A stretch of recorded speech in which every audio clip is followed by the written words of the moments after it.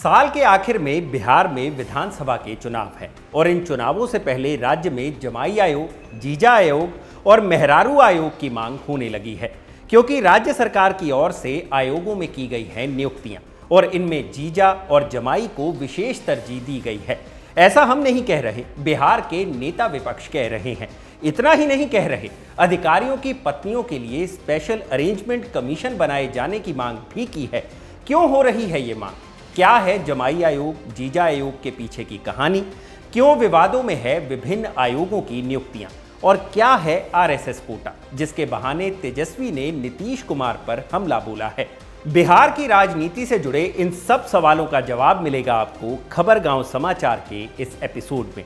साथ ही बताएंगे राजा रघुवंशी केस में जब पुलिस सोनम और अन्य सभी आरोपियों को लेकर क्राइम सीन पर पहुंची तो वहां क्या हुआ, पुलिस ने क्या खुलासा किया और क्यों एक के बाद एक कैंसिल होती जा रही हैं एयर इंडिया की फ्लाइट्स। नमस्कार, मैं हूं भूपेंद्र सोनी और आप देखना शुरू कर चुके हैं हमारा डेली बुलेटिन खबर गांव समाचार। महिला आयोग, अल्पसंख्यक आयोग, SC/ST आयोग, इस तरह के तमाम आयोग हैं जिनका गठन राज्य सरकार की ओर से किया जाता है। इन आयोगों के गठन के पीछे अलग अलग वजह होती हैं, जैसे प्रशासनिक सुधार, समीक्षा, सशक्तिकरण, प्रशासनिक और सामाजिक चुनौतियों का समाधान वगैरह। इसके लिए इन आयोगों में सदस्य बनाए जाते हैं, अध्यक्ष बनाए जाते हैं, पूरी वर्किंग बॉडी होती है जिसमें संबंधित विषय से जुड़े विशेषज्ञ भी होते हैं। लेकिन अक्सर ये भी देखा जाता है कि इन आयोगों का इस्तेमाल राजनीतिक लाभ के लिए किया जाता है। कैसे? आयोग में अपनी अपनी पार्टी या अपने समर्थकों को सदस्य बनाकर, खास तौर पर चुनाव के समय अगर किसी पार्टी के पास टिकट के दावेदारों की लिस्ट लंबी है और पार्टी को यह लगता है कि अगर फला नेता को कहीं एडजस्ट नहीं किया गया तो चुनाव में नुकसान उठाना पड़ सकता है, तो उसे किसी आयोग में पद देकर एडजस्ट कर दिया जाता है। नेता को सरकारी रसूख सुविधाएं मिल जाती हैं और पार्टी चुनाव के समय बगावत या नुकसान को लेकर निश्चिंत हो जाती है। कई बार तो सरकारें नए आयोग बनाकर भी नेताओं को एडजस्ट करती हैं। फिलहाल कोई नया आयोग तो नहीं बना है, लेकिन बिहार के पूर्व उप मुख्यमंत्री और वर्तमान नेता विपक्ष तेजस्वी यादव ने मुख्यमंत्री नीतीश कुमार से जमाई आयोग, जीजा आयोग और मेहरारू आयोग बनाने की मांग की है। अब ये मांग क्यों की गई है, इसे भी तफसील से बताते हैं। साल के आखिर में बिहार में विधानसभा के चुनाव होने हैं और सियासी माहौल गरमाने लगा है। चुनाव से पहले नीतीश कुमार की सरकार ने हाल ही में कई आयोगों, बोर्ड्स और निगमों का पुनर्गठन किया है, लेकिन यह पुनर्गठन ऐसा रहा कि विपक्ष ने इसे परिवारवाद का मीला बताया है। तेजस्वी यादव ने कहा कि नीतीश कुमार ने आयोगों में सत्ताधारी एनडीए गठबंधन के नेताओं के रिश्तेदारों को बैठा दिया है।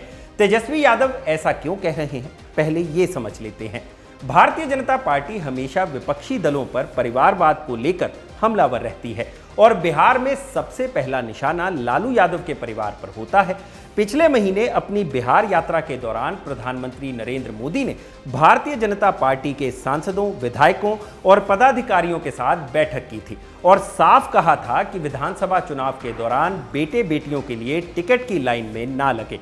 पीएम मोदी की इस नसीहत को भाजपा के सहयोगी दलों ने बिल्कुल भी गंभीरता से नहीं लिया। कम से कम आयोगों, निगमों और बोर्ड्स में हुई नियुक्तियों को देखकर तो यही लगता है। यही वजह है कि जो परिवारवाद अब तक कांग्रेस और राजद के खिलाफ एनडीए का सबसे बड़ा हथियार हुआ करता था, अब उसी परिवारवाद का हवाला देते हुए तेजस्वी ने नीतीश कुमार की सरकार को घेरा है। नीतीश कुमार की सरकार ने दिवंगत रामविलास पासवान के दामाद और चिराग पासवान के जीजा मृणाल पासवान को अनुसूचित जाति आयोग का अध्यक्ष बनाया है। चिराग खुद केंद्र की मोदी सरकार में मंत्री हैं। उनके एक जीजा अरुण भारती लोकसभा सांसद हैं। अब मृणाल पासवान को अनुसूचित जाति आयोग का अध्यक्ष बना दिया गया है। आयोग में एडजस्ट होने वाले मृणाल पासवान इकलौते दामाद नहीं है। अनुसूचित जाति आयोग का उपाध्यक्ष भी एक मंत्री के दामाद को ही बनाया गया है। केंद्र की मोदी सरकार में मंत्री जीतन राम मांझी के दामाद देवेंद्र मांझी को अनुसूचित जाति आयोग में उपाध्यक्ष बनाया गया है। मांझी खुद केंद्र में मंत्री हैं। उनके बेटे संतोष सुमन बिहार सरकार में मंत्री हैं। उनकी बहू बिहार विधानसभा में विधायक हैं। अब मांझी के दामाद और संतोष सुमन के जीजा को अनुसूचित जाति आयोग का अध्यक्ष बना दिया गया है। आयोग में एडजस्ट होने वाले तीसरे दामाद हैं सायन कुणाल। बिहार सरकार में मंत्री और नीतीश कुमार के करीबी कहे जाने वाले अशोक चौधरी के दामाद। जेडीयू नेता अशोक चौधरी की बेटी शांभवी चौधरी चिराग पासवान की पार्टी लोजपा रामविलास से लोकसभा सांसद हैं। अब दामाद सायन कुणाल को राज्य धार्मिक न्यास परिषद का सदस्य बनाया गया है। सायन कुणाल पूर्व आईपीएस और धार्मिक न्यास बोर्ड से जुड़े रहे किशोर कुणाल के बेटे हैं। इन सारी नियुक्तियों का जिक्र करते हुए तेजस्वी यादव ने नीतीश कुमार की सरकार पर हमला बोला। तेजस्वी ने तंज कसते हुए कहा, जब यही करना है तो क्यों ना एक जमाई आयोग ही बना दो। छो आयोग का जो गठन हुआ है, जिसके लिए हम मुख्यमंत्री जी से अपील करते हैं कि समर्पित जमाई आयोग का गठन किया जाए। रामविलास पासवान जी के दामाद को आयोग में जगह मिली है, अशोक चौधरी जी के दामाद को आयोग में जगह मिली है, मांझी जी के दामाद को भी आयोग में जगह मिली है। अब आप देख लीजिए, यानी और कोई सक्षम लोग नहीं है। इसके अलावा तेजस्वी यादव ने आरोप लगाया कि कुछ रिटायर्ड अधिकारियों की पत्नियों को भी महिला आयोग में जगह दी गई। तेजस्वी ने कहा कि एक समर्पित जमाई आयोग के साथ साथ मुख्यमंत्री जी के खास रिटायर्ड अधिकारियों की पत्नियों के लिए भी स्पेशल अरेंजमेंट कमीशन यानी विशेष व्यवस्था आयोग बना देना चाहिए, ताकि हर प्रकार से बिहार को लूटा जा सके। इतना ही नहीं, नेताओं के बच्चों को कंसल्टेंसी का काम भी देने का आरोप तेजस्वी ने लगाया। जेडीयू सांसद संजय झा की 2 बेटियों को एक साथ सुप्रीम कोर्ट के ग्रेड ए पैनल कौंसिल में जगह मिलने पर भी राजद ने सवाल उठाए। कहा कि उनके पास पर्याप्त अनुभव नहीं है।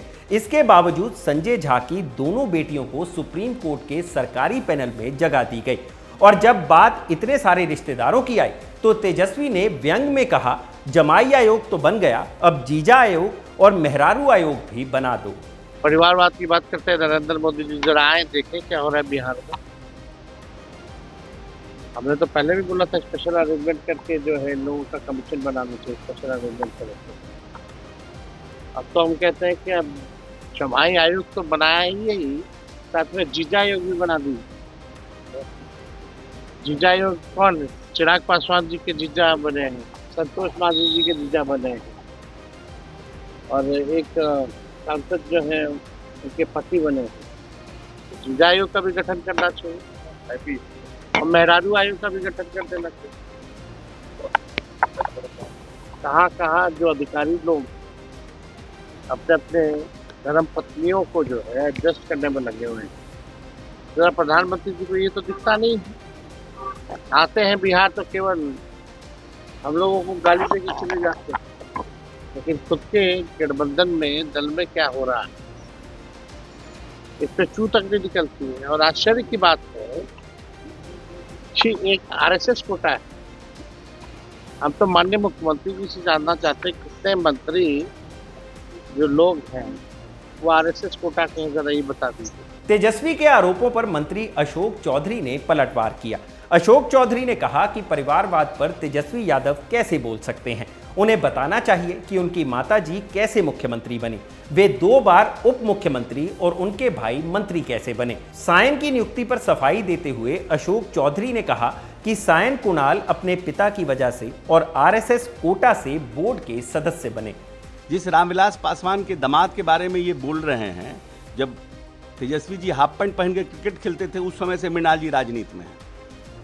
ये दूसरी बात है कि उन्होंने कई बार चुनाव लड़े, बट अनफॉर्चुनेटली भाग्य साथ नहीं दिया, जो परिस्थितियां नहीं रही कि वो चुनाव जीते, लेकिन राजनीति में सक्रिय उस समय से हैं।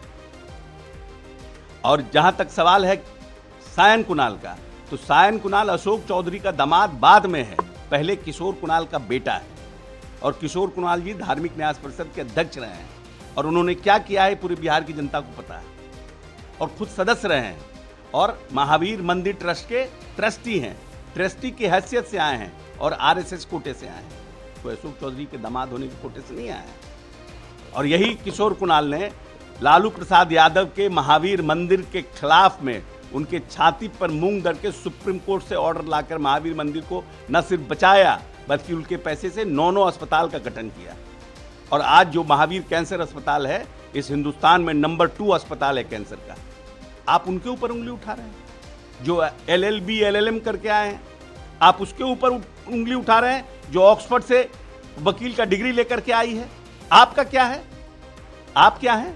लालू जी, राबड़ी जी, तेजस्वी जी, तेज प्रताप जी, मीसा जी, रोहिणी जी, साधु जी, सुभाष जी और कितना नाम जोड़ा। इसके बाद आरएसएस कोटा पर बवाल शुरू हो गया। तेजस्वी ने एक बार फिर से मुख्यमंत्री नीतीश कुमार पर हमला बोला, नीतीश के परिवारवाद और आरएसएस के दबाव में आने की बात कही। तेजस्वी ने कहा कि बिहार में आयोगों और बोर्ड्स में नियुक्तियां सिर्फ एनडीए नेताओं के रिश्तेदारों की ही नहीं बल्कि आरएसएस कोटा से भी हो रही हैं। तेजस्वी ने नीतीश कुमार से पूछा कि बिहार सरकार में कितने मंत्री आरएसएस कोटे से हैं, ये बताना चाहिए। जवाब में जेडीयू प्रवक्ता राजीव रंजन ने कहा कि अगर किसी नेता का रिश्तेदार योग्य है तो उसे मौका मिलना चाहिए। हालांकि यहां सवाल दोनों पक्षों से है कि सारी योग्यताएं नेताओं के रिश्तेदारों में ही क्यों दिखती हैं। फिलहाल सत्ता पक्ष और विपक्ष दोनों एक ही पिच पर आते हुए दिख रहे हैं और एक दूसरे के परिवारवाद पर निशाना साधते हुए भी दिख रहे हैं। लकीर खींचकर बताया जा रहा है कि तुम्हारा परिवारवाद कितना बड़ा है और हमारा परिवारवाद कितना कम।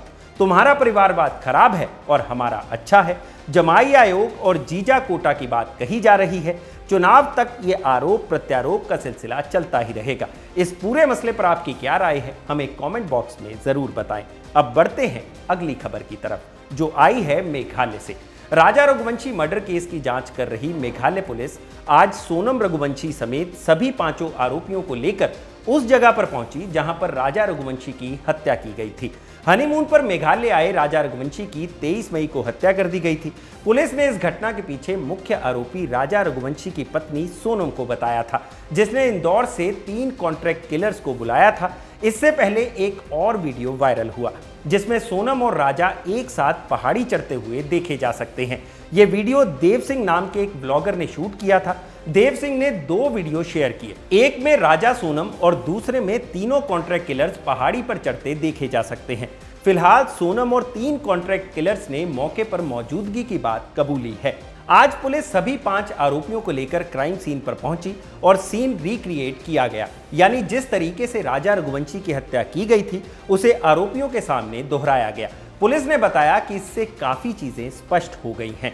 शिलोंग के एसपी विवेक सैन ने बताया कि राजा की हत्या में एक नहीं बल्कि 2 डाव का इस्तेमाल किया गया था। डाव एक धारदार हथियार होता है जिसका इस्तेमाल नॉर्थ ईस्ट में पेड़ काटने के लिए किया जाता है। एक डाव पुलिस ने बरामद कर लिया है जबकि दूसरे को राजा के शव के साथ खाई में फेंक दिया गया था। पुलिस ने बताया कि तीनों आरोपियों आकाश, विशाल और आनंद ने राजा पर वार किया था। इस दौरान सोनम भी वहां मौजूद थी। पुलिस ने बताया कि सोनम ने राजा का फोन तोड़ दिया था, साथ ही उसने अपना फोन भी नष्ट कर दिया था। हत्या के पीछे वजह लव ट्रायंगल बताया जा रहा है। मेघालय पुलिस का कहना है लव ट्रायंगल के पर्याप्त सबूत मिले हैं, लेकिन पुलिस सभी एंगल से जांच कर रही है। तीसरी खबर जुड़ी है एयर इंडिया से। 12 जून को हुए हादसे के बाद एयर इंडिया को एक के बाद एक झटका लग रहा है। इंडिया टुडे की रिपोर्ट के मुताबिक आज एयर इंडिया की 7 फ्लाइट्स कैंसिल हो गई। ये सारी इंटरनेशनल फ्लाइट्स थी। इनके कैंसिल होने के पीछे तकनीकी खराबी और प्लेन की अनअवेलेबिलिटी को बताया जा रहा है। जो 7 फ्लाइट्स रद्द की गई हैं, इनमें से 6 बोइंग 787-8 ड्रीमलाइनर थी, वही प्लेन जो पिछले हफ्ते अहमदाबाद में क्रैश हुआ था। यह प्लेन लंदन जा रहा था। इस दुर्घटना के बाद एयर इंडिया ने AI-171 को बंद कर दिया था और फ्लाइट का नाम बदलकर AI-159 कर दिया गया था। हादसे के बाद आज पहली बार AI-159 अहमदाबाद से लंदन के लिए जाने वाली थी, लेकिन गई नहीं। तकनीकी खराबी की वजह से इसे कैंसिल कर दिया गया। इसी तरह से दिल्ली से पेरिस जाने वाली एयर इंडिया की फ्लाइट भी तकनीकी खराबी की वजह से कैंसिल कर दी गई। इसके अलावा अमृतसर से लंदन और बेंगलुरु से लंदन की फ्लाइट भी कैंसिल हो गई। एयर इंडिया ने एक बयान जारी कर यात्रियों को होने वाली असुविधा के लिए खेद जताया। कहा कि यात्रियों को जल्द से जल्द उनके गंतव्य तक पहुंचाने के लिए वैकल्पिक व्यवस्था की जा रही है। एक के बाद एक कैंसिल हो रही एयर इंडिया की फ्लाइट्स के पीछे वजह DGCA की ओर से नियमों में की गई सख्ती को भी बताया जा रहा है, जिसके आदेश अहमदाबाद में हुए प्लेन क्रैश के बाद आए। अहमदाबाद में हुए प्लेन क्रैश में 270 से अधिक लोगों की जान चली गई। प्लेन में सवार एक यात्री को छोड़कर सभी इस हादसे में मारे गए। इसके अलावा प्लेन जिस जगह गिरा वहां मेडिकल कॉलेज का हॉस्टल था। इस हॉस्टल में मौजूद और आसपास के करीब 30 लोगों की मौत हो गई। हादसे की वजह अब तक सामने नहीं आई है। आज के खबरगांव समाचार में इतना ही। इस खबरगांव समाचार को लिखा था मेरे साथी गौरव शर्मा पांडे ने और इसे कैमरा के पीछे रिकॉर्ड किया है मेरे साथी इरशाद ने। ऐसी ही और खबरों के लिए बने रहिए खबरगांव के साथ। शुक्रिया।